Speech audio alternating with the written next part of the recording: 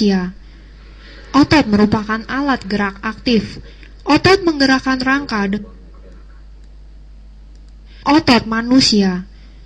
Otot merupakan alat gerak aktif. Otot menggerakkan rangka dengan cara melakukan kontraksi dan relaksasi. Pada saat kontraksi, otot memendek, sedangkan pada saat relaksasi, otot memanjang. Dengan melakukan kontraksi dan relaksasi, otot menarik dan merenggangkan rangka. Otot terdiri dari sel-sel otot. Kumpulan sel-sel otot membentuk serabut otot. Kumpulan serabut otot membentuk otot atau daging. Otot manusia dapat dibedakan menjadi 3, yaitu otot lurik, otot polos, dan otot jantung. Otot lurik. Otot lurik disebut juga otot rangka, karena otot ini melekat pada rangka. Sel otot lurik berbentuk panjang, inti selnya banyak dan terletak di tepi, dan memiliki bagian terang dan gelap yang tersusun secara teratur.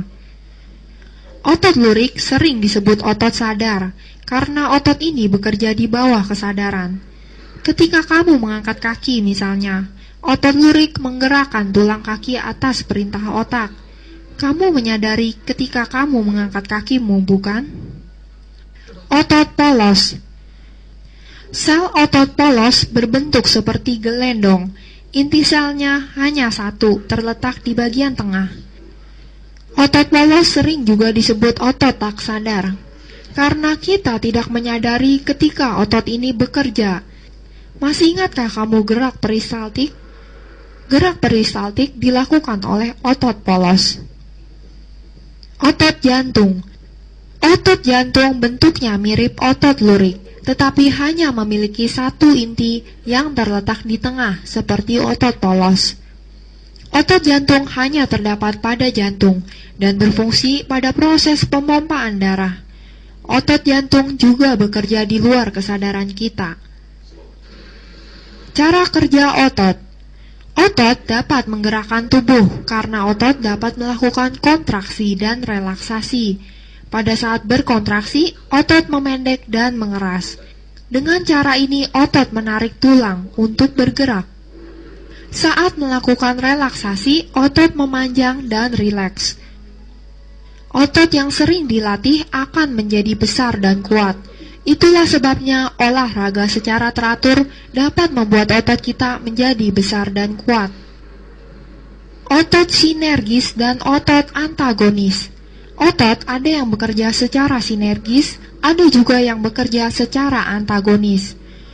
2 atau lebih otot yang bekerja secara bersama-sama disebut bekerja sinergis, sedangkan 2 atau lebih otot yang bekerja secara berlawanan disebut bekerja antagonis. Otot-otot yang sinergis melakukan kontraksi secara bersama-sama, juga melakukan relaksasi secara bersama-sama. Contoh pasangan otot sinergis adalah otot pronator teres dan otot pronator quadratus yang sama-sama bekerja pada saat menelungkupkan telapak tangan.